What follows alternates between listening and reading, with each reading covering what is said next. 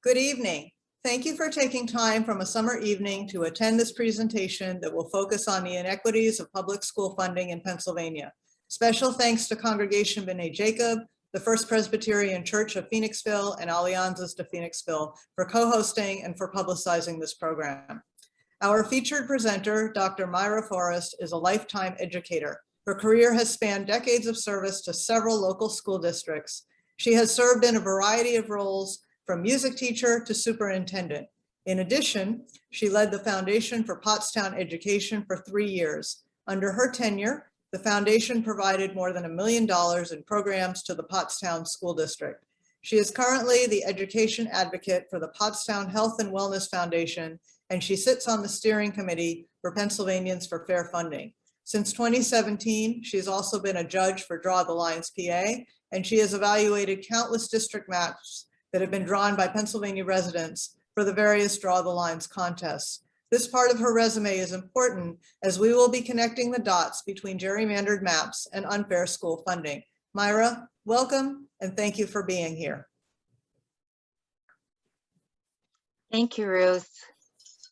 I very much appreciate being here and being able to present this information this evening for everyone. As you stated, we are focusing on the inequities of public school funding in Pennsylvania.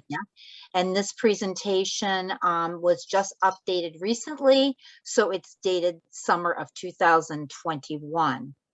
So going into the first slide, I want to ask everyone why we should be concerned about fairness in educational funding in Pennsylvania. That's an overriding question. Why should any of us be concerned? And the answer is, surprisingly, that Pennsylvania ranks at the very bottom of all 50 states in regard to funding school districts in poverty. Now, that's school districts in poverty, and what you need to know is that in the state of Pennsylvania, over 50% of all students go to school districts that are considered in poverty. So that's most of our students in Pennsylvania are underfunded. But overall, Pennsylvania ranks 45th in overall funding of education in the United States. So Pennsylvania has a very, very poor record of funding students. I was very shocked to find this out. I've been in education my entire life. I've worked in the Springford, the Potts Grove, Pottstown, and O&J Roberts school districts. And, you know, not until the last few years did I realize how poorly Pennsylvania funds its schools. And if we go to the next slide, that slide will show you a map of the United States, and it will also show you a bar graph on the bottom, and both things are showing the same thing. If you look at the bar graph on the bottom of this slide, look all the way to the left, and it states that Pennsylvania spends 33% less on poor districts, and it is the worst. There it is, it's the worst state. It's considerably less on poor school districts than other states. If you look at the bar graph, the ones in the middle are just about, they do about the same for everybody. But as you go farther on the right, the districts in poverty are giving more to those districts, with Indiana being the state that gives 17% more to districts that are suffering from poverty. So across the United States, funding of schools is very, very different. And you can see from the map of the United States up there, Pennsylvania is in red. It's not good to be red. I love red, but it's not good to be red on this map. That means you're at the very bottom. And the states that are blue are the states that do a better job of funding low poverty districts. So that gives you a pretty good sense of where we are as a state. And this next slide you're going to see is going to show you, this is from 2019-20. I want to explain at the beginning of this presentation that 2021 has been such an odd year because of the pandemic that we don't really have the best data. So the best data that I have to talk to you about is from the 2019-20 school year. And this shows the inequity per district by racial makeup. And when you look at it, the districts on the left that are darker in color are the districts that are getting less than their fair share of money. And the districts on the right are the ones that are getting more of their fair share. And I'll explain this a little bit later on in the presentation, but I just want you to know it's hard to see which districts. I realize it's hard for you to read, but on the left-hand side, you can see that the reason the districts are shaded more dark is because those districts are the districts of color. And the districts that have more students of color are getting less money. And as you can look on the right, the districts that have more white students are getting more of the money.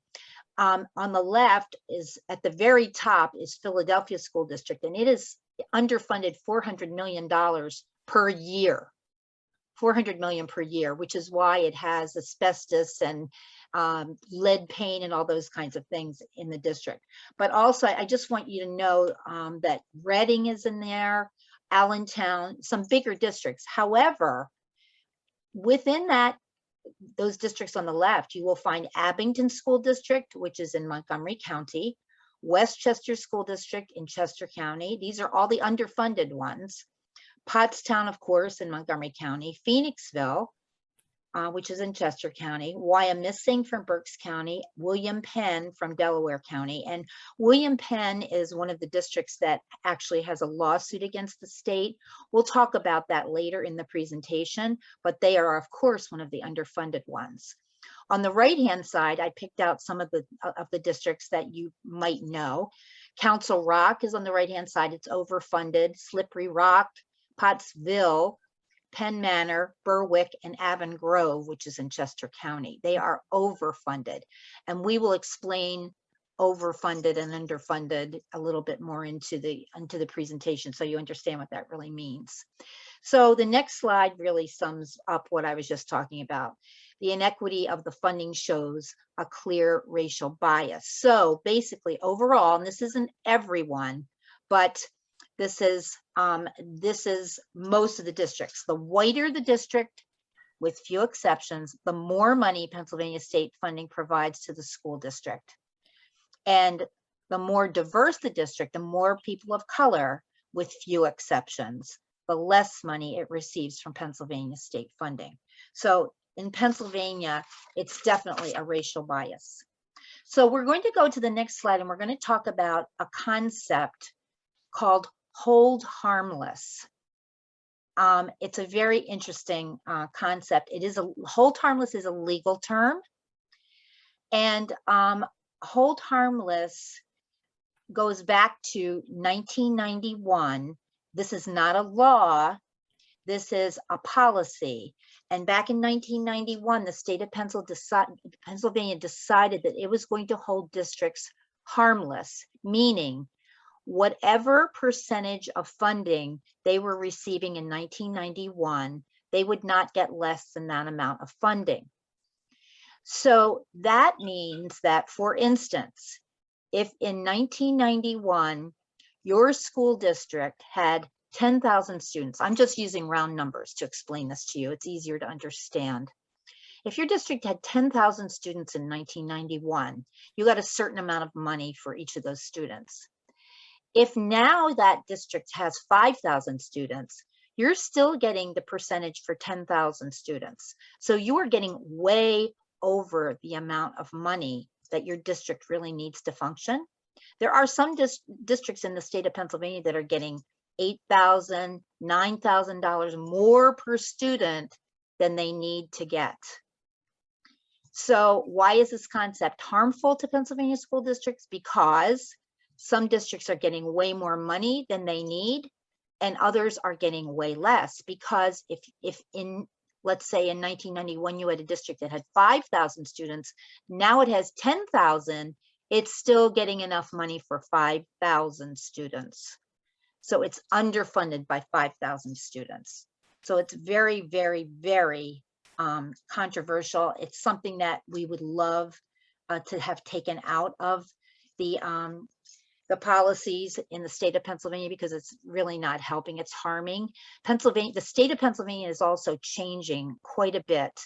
There are many people moving into the southeastern part of the state, but there are many people moving out of the middle of the state in the northwest part of the state, but yet those districts are still holding on to this money. So the money totally needs to be rearranged, but the politicians are not about to do it because they would be afraid they would not get reelected. So let's move on to the current funding formula. Pennsylvania in 2016 put in a new funding formula. And however, what they stated was, instead of revising all of the funding in the state of Pennsylvania, they decided that only new monies that were going to be put into the budget would be a party to the new formula. So that meant that most school districts were held harmless, no matter whether they were overfunded or whether they were underfunded, whatever it was. And 15% of the new funding goes towards the new formula, which means it's funding school districts that are underfunded. Only 15% is going towards the underfunded school districts, and 85% of the funds are distributed in the old unfair way. So it started out last year with 11% of the new monies. This year, it's 15% of the new monies. Let's say next year it goes to 19%, and then the next year it goes to 24%. It's going to be 20 years till school districts are funded properly. It's a ridiculous thing the way this is being done in the state of Pennsylvania, and it's really, really not helping the districts that need to be helped. So in the next slide again, Pennsylvania is the only outlier in all 50 states that provides the same amount of funding as the previous school year. No other state does this. Every other state takes stock of where students have moved, where districts have grown, where districts have shrunk, where the population has increased and where it has decreased. And then they take the monies that are available and they give it out to the districts on an as needed basis with a formula that makes sense. But once again, Pennsylvania has this crazy funding that is really detrimental to so many students. This next slide is really very much common sense, but all of us know that are educated people that there's a high correlation among these next three things. The higher the educational attainment that you receive, most of the time, the better your health outcomes are, because you know how to take care of yourself, you know to go to the doctor, you know to get tested, you know, and you normally would have a good job, which it would be the economic achievement that would come with health insurance. So all of these things go together. And I think the main thing that I think we should think about is that in Pennsylvania, we need to be more aware of all of our students. People do not stay where they're raised or where they're born. They move to other parts of the state. They move out of their state. They move out of the country. They move all over the place. And so if someone is poorly educated, let's say in the city of Allentown or in Reading or any other, usually an urban area, if they don't have what they need and they move other places, people in the state are going to be suffering at the result of their education. So we need to look at our Pennsylvania children as all of our children, instead of looking at them as who goes to what district, because things are, it has so much to do with property taxes and where you live and what your zip code is. So again, high correlation among these three things. Now, I'm going to be talking about Pottstown School District to use this as an example tonight to talk about the different things I just talked about. But I want you to understand something. I'm using Pottstown because it's the perfect storm. It is an example of all the things that could possibly go wrong with the school district. But I want you to understand that every district has some impact from what I'm going to talk about in Pottstown, and I will try and point that out to you when we get there, because I'm going to detail what goes on in Pottstown, and then I'm going to try and make you be able to, you're all coming from different school districts, but you all have some commonalities with what's going on with the state and how it's funding things. So let's move on to the first slide about Pottstown School District. Pottstown's racial makeup is shown in front of you. It's shown two different ways. It's got the two different kinds of charts. They both say the same thing, and it's because people are visual learners. I like to do it two different ways because it's easier for some people to see one way or the other. The first, if you looking at the bar chart on the left, that first line there for American Indian and Alaska Native, there's only 5 students in Pottstown from that racial makeup. Then you move to the next one that has that's a little bit dark blue. That's Asian and Pacific Islander. There are 36 students in Pottstown School District from that background. Then the next one, which is the highest bar, is Black or African American in Pottstown, which is 33.37% of their students.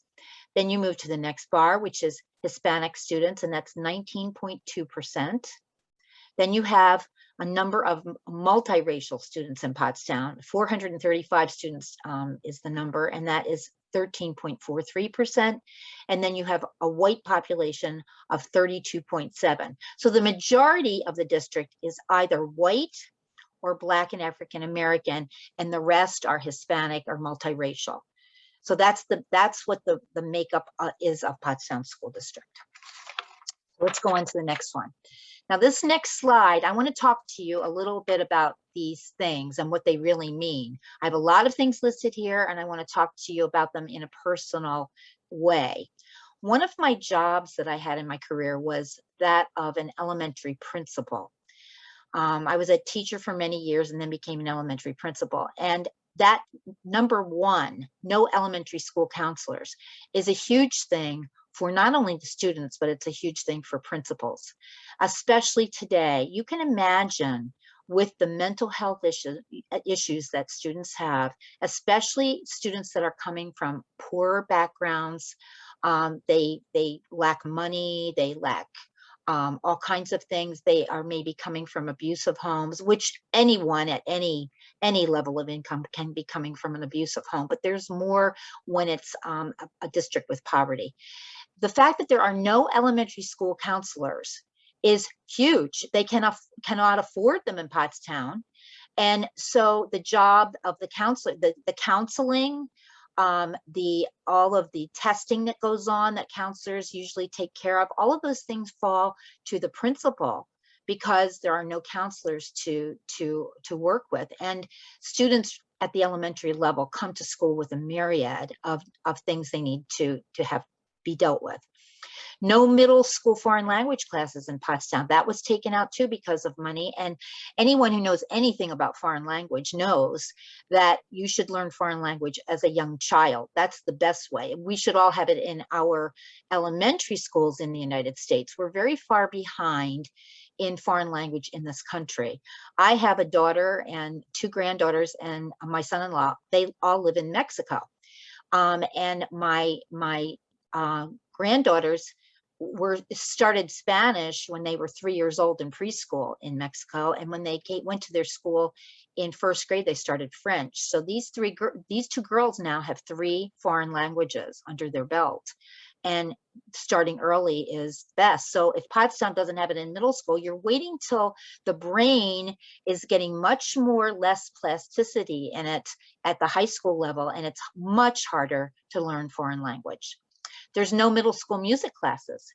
They have band and they have chorus after school, but no middle school music classes. And anyone who knows anything about music knows that music is a wonderful thing to increase brain activity. It does things to the brain that nothing else can do.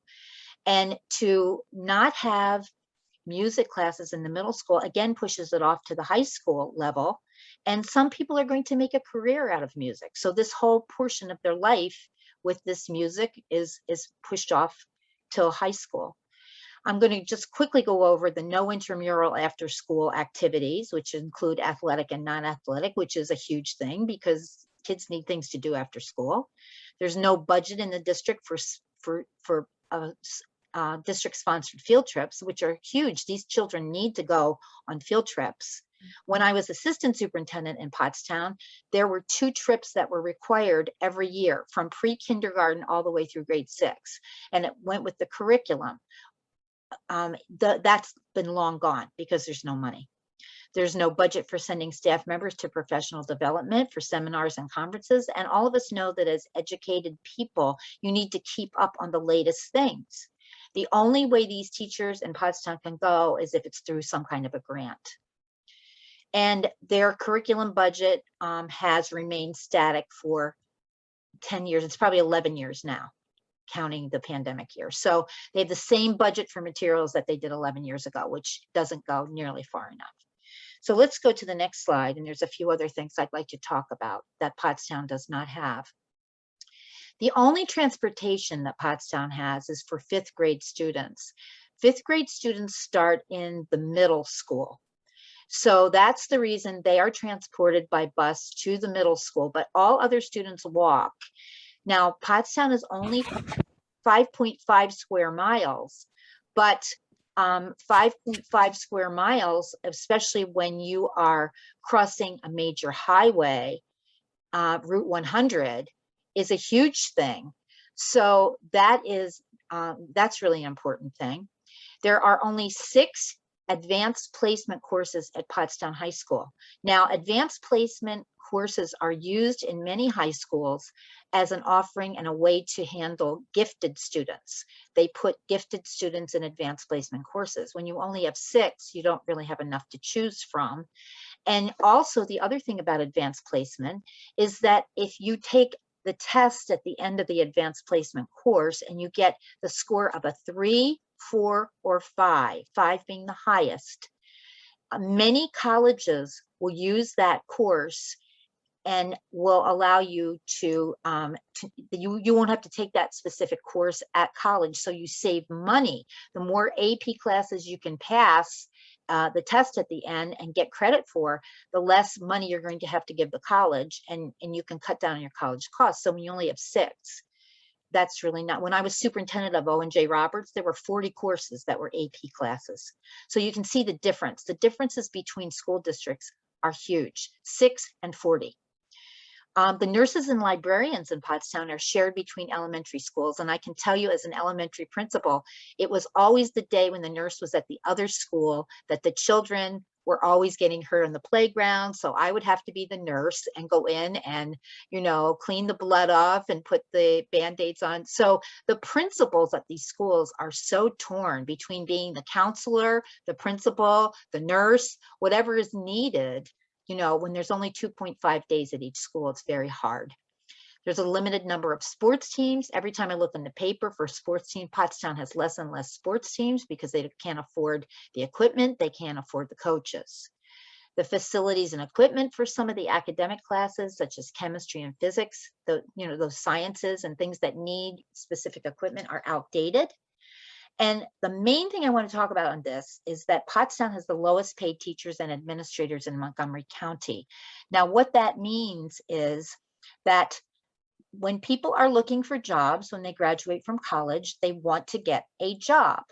And so they get hired at Pottstown School District, but everyone knows that they're lowest in Montgomery County. So the minute there's an opportunity for someone to go to another district and make more money, they do that, which means that there is a huge turnover of teachers in Pottstown School District, and Pottstown students need that relationship. They need to develop relationships with teachers over the years. They need to have that trust in an individual.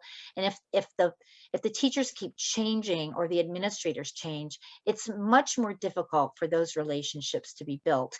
And it also is hard. Teachers need to, have the experience over years to build their curriculum and learn how best to reach students. And if you're always hiring new people, it's very difficult for that to take place.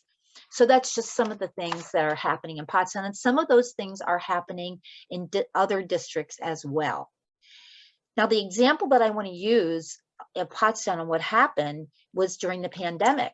as all of you know, it started in mid-March of 2020. All the students were sent home in Montgomery County on March the 13th. And the wealthier school districts could start virtual learning the very next week because all of their students had computers. Well, in Pottstown, they were not fully virtual until May of 2020 because they didn't have the computers for the students. So they needed to fundraise. The Foundation for Pottstown Education did a fundraising effort. The Pottstown Area Health and Wellness Foundation, which is the organization that I work for now, gave $100,000 to the district. It was a matching grant. And so they matched it with another $100,000, but they still needed to raise $150,000 more to buy 1,000 Chromebooks for students in the district. Once they got the Chromebooks, there was not internet connection in the homes because the people could not afford it. So the district had to set up about 50 to 60 hotspots throughout the town for these students to connect. And by the way, only one Chromebook was given to each family. So if you had multiple children, they all had to vie for using that particular computer during the day.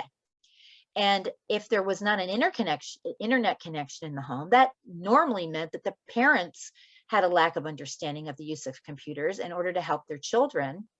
And the young elementary students, they weren't with their teachers to learn how to train and use the computer. So it was just a disaster for a district like Pottstown to have the pandemic happen. And so another thing I want you to know about Pottstown is that by federal law, any school district that has 65% or more of its students living in poverty, all students in the district receive free breakfast and lunch. So in Pottstown School District, everyone can get a free breakfast and a free lunch because of the high level of poverty. And again, that is a federal law. I believe that the district is about a level of around 70% students living in poverty in Pottstown right now, which is such a difference from the way Pottstown used to be. I remember it years ago. It was a fabulous town with lots of businesses and it was thriving, but things have changed a lot in Pottstown over the years. So that's the way the free lunches are given. Now, special education in Pottstown, and I want you all to know that special education, what I'm going to tell you about special education goes for all of your districts. It goes for any district you're in. You don't have the same numbers that Pottstown has, but the funding issues are just about the same. So in Pottstown School District, that large navy blue bar on the left stands for 802 students in special ed that I don't know if you can see at the bottom, but each of those students can cost up to $25,628 each. And that's much higher than what the regular ed students get spent on in Pottstown. I think they're under $12,000 for their education. So 802 special ed students are getting up to $25,628 spent on their education. Then if you move over to the right, you're going to see 25 students. Now these are students that have more needs. And so this money spent on them is anywhere between $25,628 and $51,256. That's 25 students. If you move over to the next column, there are 19 students, and they have, again, more severe needs. And the cost for them is anywhere between $51,256 to $76,885. And this is per year for these students. And then there are 13 students in Pottstown School District that are $76,885 or over each year. And I want you to know that the most costly special ed student in Pottstown School District is over $200,000 a year. And that is not unusual. When I was superintendent of ONJ, there was a student when I started in the year 2005 as superintendent at ONJ. That student was, it was $250,000 per year for that student's education. And we'll talk about on the next slide what kinds of things we're talking about with special education. You know, people for years would think students that are in special education are, in quotes, dumb. That's not true at all. Special education includes so many things. So I tried to list these so you would understand. Some of the communication disabilities for special ed are speech issues, students that are deaf or blind, or they could have all three of those things. There are lots of behavior and emotional issues that come under special ed disabilities. There can be anxiety disorders, which are running rampant amongst all school districts now.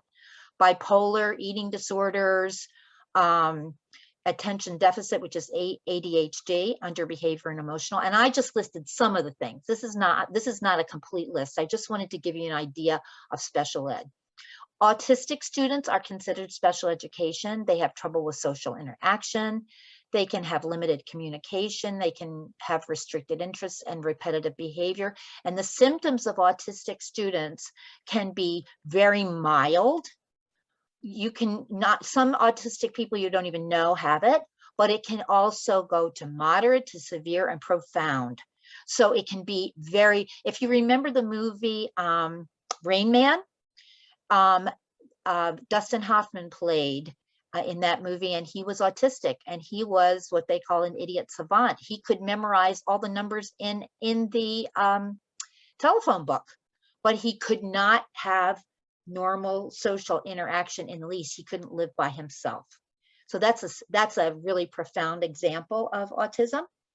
Learning disabilities in reading, writing, and math are probably the most common of the special ed disabilities. Lack of comprehension of things, problem with speech sounds, decoding in numbers, weak arithmetic skills, all these kinds of things sometimes come under special education. Residential settings. Now, this is probably the most severe of all of the special ed things.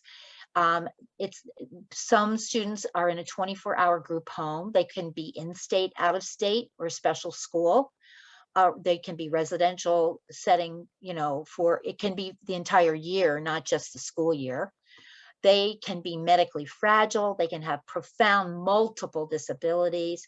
Life skills for students who are profoundly intellectually. That means that they are taught how to eat. They are taught how to toilet themselves. These students have severe, severe problems. And all districts, I'm going to tell you again, all districts have some of these students in them. Mobility and physical disabilities, cerebral palsy, multiple sclerosis, epilepsy, amputation, spina bifida, they're just some of the physical disabilities. And Down syndrome students also are part of special ed with disabilities. And again, Down syndrome students can be mildly disabled, moderately, severely, or profound. One other thing before we move off of this slide, I want to tell you that gifted education also is considered special education. So if you see a very high-end school district that has a very high budget for special education, it could be because they have so many gifted students, because that is also listed under special education. Okay, this next slide shows the statistics of the sources of Pennsylvania education funding. This is the average, on average, what the Pennsylvania legislators rely upon on average for districts to pay. That fuchsia-like purpley color, that's an average of what the state gives per district. And some districts get much, much lower than that. And some get higher. The hold harmless district, some get a lot higher than that. But that's what the average is. The federal amount is very small. It's 3.2%. And the other is 1.7%, and that can mean things like grants and things that come into the district. But that large chunk of that very dark blue, 60.4% is the local, that's your local property taxes paying for things in your school district. And that's what the legislators in Pennsylvania are relying on for the local people to pay for education. So the majority of the education is paid for in Pennsylvania locally. Let's go on to the next slide. Now, This is, again, a special education slide, and this is showing you, it's a little hard to look at, but when I explain what it is, I think you'll understand. If you look at the very bottom, and again, you're going to see a very dark color. It can look black to some people, navy blue. That's the state revenue for students with disabilities and special education expenditures. And it grew over 10 years. It started out over at the left, it's 2008 to 9 school year, and all the way on the right, it's 18 to 19 school year. So over 10 years, you can see that is pretty stagnant. The state has given very little. They gave 110 million over those 10 years to add to special ed funding, which is, it's really sinful. The line above it is the federal revenue. You can see the federal revenue has hardly grown at all. It's that gold color. Then above that, the blue, that's the local revenue to pay for that, to pay for the special ed funding. And the locally designated funding rose by $1.8 billion to pay for special education. And the expenditures rose by $2 billion over that time. It went from 3 billion in 2008 to 5 billion in 2018-19, with the property owners again paying. They're picking up the freight for the special ed. The state did not do anything to help with this at all. Okay, let's move on again. So let's move on to charter schools. This is another hot topic right now. Pottstown School District pays tuition for 185 cyber charter and charter school students. And I want to make sure you understand, cyber charter are the students that stay home and they are schooled via computer, much like all districts are doing, they did last year during the pandemic. So all districts were doing cyber. They were doing cyber. They were doing, the education via computer. Charter school students, a lot of them are brick and mortar. So there are two types of charter schools, brick and mortar and cyber charter. Tuition for charter schools is based on the average. It was developed by the state, and it unfairly inflates the tuition and it burdens the school districts. The total for Pottstown School District to pay for tuition for cyber charter and charter schools this past year was $3,238,533. And what you need to know as a property owner is the money you think is going to your school district, all of it's going to your school district. It's not. It's going to pay for charter schools as well. It's leaving your district and going to other schools. All schools now offer virtual learning options, lessening the need for cyber charter schools. So all schools are doing this because they had to learn how to do it. And so the cyber charter schools really shouldn't even have to exist right now. And I'm saying that from, of course, a public school educator point of view, but I don't see the need for it. Charter schools are for profit and paid for through school district money. And the next slide is going to show you what I'm talking about. Unlike private schools, like let's say the Hill School or any private school that you're going to send your student to, charter schools are for-profit businesses and they operate through taxpayer money. And both cyber and brick and mortar charter schools operate using this model. And what these charts are showing you is, I'm going to look at the one on the left-hand side because it's easier to read. It's easier to look at. The left-hand dark blue line, the first one, was the year 2017-18, and that dark line represents the cost of a special ed student at a charter school, $27,400. That's what you paid. If it was a special ed student at a charter school, you just pay that. There's no, the special ed student could possibly cost $13,000 to educate, $14,000, but you were mandated to pay that much money. If it was a regular ed student, you were mandated to pay $12,571 for that student. Now, these are Pottstown numbers. And if you think about it, these numbers are higher than what Pottstown's spending for its regular ed students and for its special ed students that are in that large chunk of the students that are not needing as much intervention. In the next year, 2018-19, the charter school spending went up to $33,101 for special ed students. It went down a little bit for the regular ed to $11,066. And in 2019-20, the cost for a special ed student was $32,879 and $11,213 for a regular ed student. And on the right-hand side, you're just going to see brick and mortar. You're going to see all these different categories of cyber special ed students, total cyber students. So total cyber students last year for Pottstown was 135 students, and total charter students was 185, with that total spending that I told you about that was over $3 million. $3 million leaving Pottstown School District to go to charter schools. And that's happening in every one of the districts that you live in. The money is leaving your district and it's going to charter schools. You're paying your taxes, but that money is leaving. The next slide tells you just a little bit about how difficult it is for Pottstown. It's a small post-industrial town having lost large businesses. And I told you it's 5.5 square miles. And these businesses that are not there anymore used to pay huge bills for towards education. Bethlehem Steel was there. Bethlehem Steel built all the steel in the Golden Gate Bridge. They're gone. Firestone Tire and Rubber.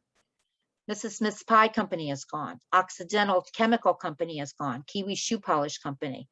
Now, there are other companies that are also gone, but there's some huge, they were good jobs and they did wonderful things for the town. They're gone. Next slide will show you some of the other things, being only 5.5 square miles. These are the organizations that don't pay any property taxes in Pottstown. There are 64 churches within 5.5 square miles, if you can believe that. The Hill School takes up lots of acreage. It's a private college prep school, pays no taxes. A nonprofit hospital, Montgomery County Community College, of course, being an educational institution, does not pay taxes, and there are over 100 nonprofit organizations in Pottstown. Now, the nonprofit organizations do a lot of good for Pottstown. They give back a lot, but it doesn't help the school per se in raising tax money. So I just want to clarify that with the nonprofits. They do a lot of good, but they do not add to the property taxes. Pottstown property taxes are the 7th highest in the entire state of Pennsylvania. And you know, people say, my property taxes are so terrible. We pay the worst taxes. I just want to tell you that that's not true. You may think that they're the worst, but of all 500 school districts in the state, 493 of them pay lower taxes than the residents of Pottstown, because there's not hardly anything to tax in Pottstown. So these people in this town are so overtaxed that it is unbelievable. And you need to think about that. I want to give a personal example of this. I have a friend who lives in a half of a double in Pottstown, which about, I'm going to say 6 years ago, the other half of the double sold for $94,000. And this friend of mine has it's a half a double, it's on a small lot. And I live in Pottstown School District, and we live on 2 acres, and we don't live in any mansion. We have a lovely home. We have an in-ground pool, and we pay less taxes than she does. So that's an example of the tax differentiation between districts. It's really quite something for Pottstown residents. So equity, Pottstown School District students and faculty need and deserve an equitable funding model to be totally implemented to level the playing field for our children. That's just a statement of what I think is true. And it's for any school district that is suffering from poverty and not getting the money that they should for their students. I just want to talk a little bit about the statewide situation before we move on to a few other slides that Ruth is going to share with you. The state right now has a $3 billion budget surplus, which they have put into a, in quotes, rainy day fund. I think this is the rainy day, but obviously they don't think so, which leaves a $1.15 billion gap in the education funding. If they would take $1.15 billion out of that $3 billion and fund the schools equally like they should, we wouldn't have this issue. But they instead have decided not to, and so the $3 billion is sitting there. Statewide gerrymandering gives little incentive for elected officials to fight for fair funding. Gerrymandering, a lot of you know a lot about, I know a lot of you know about gerrymandering that are on this call tonight, but for those of you who are not so familiar with it, it's a nonpartisan issue totally. Republicans are in control right now, so they want to gerrymander, and when the Democrats get in, they would like to do the same thing. And what it means is to redraw the lines of the counties, the towns, whatever, so that they can be sure that their party is going to win the elections. You can move the lines around to make sure that you're going to win certain elections by just choosing where the Republicans live or where the Democrats live. And then that's what gerrymandering is. It's very evil and it's not good for anybody. And that's what Fair Districts is fighting against, what Draw the Lines is fighting against. And I'm going to go to Pottstown again because it's a perfect example.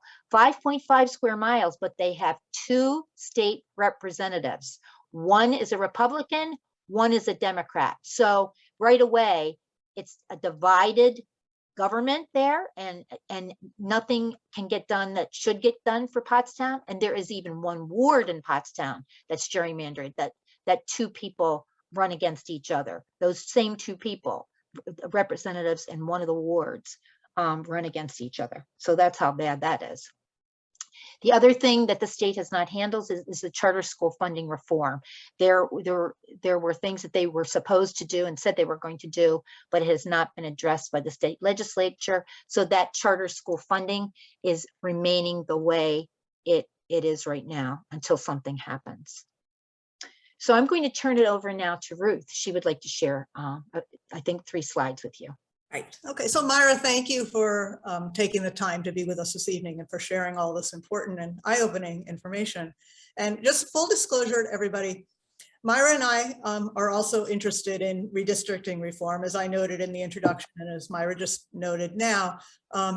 Myra has volunteered for Draw the Lines PA, and I happen to volunteer for Fair Districts PA.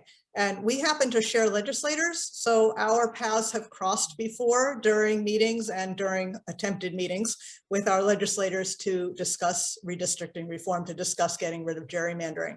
So when I requested a speaker from Pennsylvanians for Fair Funding for this presentation, I was really thrilled to learn that Myra had been assigned to us. So I'm going to put on my Fair Districts PA hat and take the next 3 slides. The trajectory for the fight for fair districts has been very similar to the fight for fair school funding.